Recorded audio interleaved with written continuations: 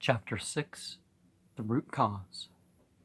From the above a hadith, it is clear that giving up the act of Amr bil Ma'aruf and Nahi anil Munkar has usually been the root cause of Allah's anger and displeasure and his eventual punishment, and if the Ummah becomes guilty of that neglect and omission, the punishment to be given to them will be more severe than to the earlier communities, because they would have failed to recognize their exclusive obligation and neglected to fulfill the sole mission in their life.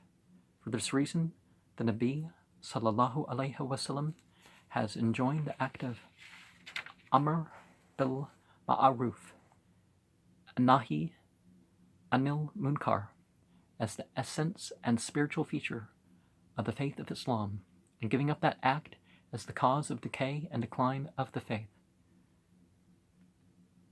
In the hadith of Abu Sa'id al-Khudri radiyallahu anhu, it is mentioned, Man ra'ay minkum munkaran fal yughayyirhu bi'aydihi fa in lam yastati'a fa bilisanihi fa in lam yastati'a fa biqalbihi wa dhalika ad'aful iman. This is narrated by Muslim.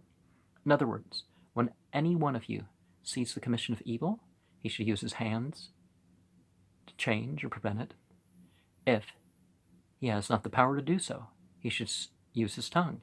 And if he has not the power to do even this, he should use his heart. And the last represents the weakest degree of faith. So, just as this last is the weakest degree of faith, the first is the most complete form of calling towards and da'wah, the most complete kind of faith. Even clearer is this hadith of Ibn Masud radiyallahu anhu.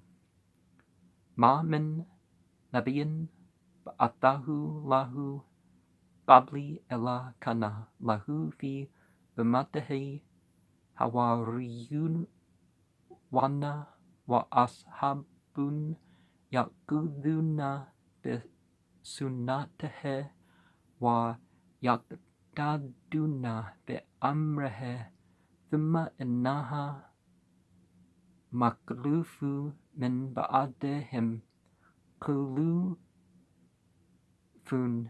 yaquluna ma la yaf'aluna ma yaf'aluna ma la yumaruna faman jahadahum biyadihi fahuwa mu'minun wa man jahadahum bilisanihi fahuwa mu'minun wa man jahadahum biqalbihi fahuwa mu'minun wa laysa wara'a dhalika minal imani habbatu khardalin. Also narrated by Muslim.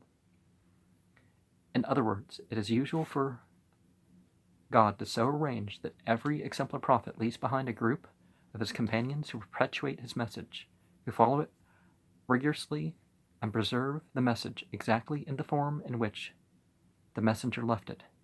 Then comes an epoch of evil and error, an epoch that witnesses the birth of people who step aside from the path laid down by the messenger of God. Their actions are at variance with their proclamation. Their activities are not warranted by the law. So whoever arises in defense of truth and law and opposes the miscreants with his hands is a true believer. He who cannot do this, but uses his tongue, is a believer too. And he who cannot do this, but uses his heart, is also a believer. But lower than this, there is no degree of faith.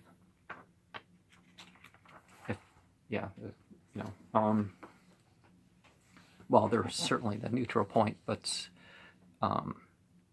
yeah, if you're not even considering something wrong in your heart because you've been exposed to it so much, or whatever the deal is, it's so easy for people to fall into taking it further. But we see that, every prophet's faith was the right faith. It wasn't, it was what people did to it afterwards that we're not accepting. But, the deviations. Ethnic expressions, esoteric expressions, if they stay true, that's fine. The vital importance of preaching has been further emphasized by Imam Ghazali, rahmatullah alayhi, in the following manner. There can be no doubt about the act of Amr bil Ma'ruf and Nahi anil Munkar. It's that solid pillar of Islam on which each and every article of faith rests. It is on this very mission that Allah Ta'ala deputed all the Anbiya. It is unfortunately that it is ignored or forgotten, and its methods and practices are given up. One has to say that the very purpose of Nubuwah is totally defeated and rendered meaningless. Thereafter, consciousness, which is the capital wealth of man, will decline and worsen. Inactiveness and dullness of mind will prevail, and the highway to sin and high-handedness will be opened up, and inhumanity will spread in the whole world, and achievements of man will become dangerous and even harmful.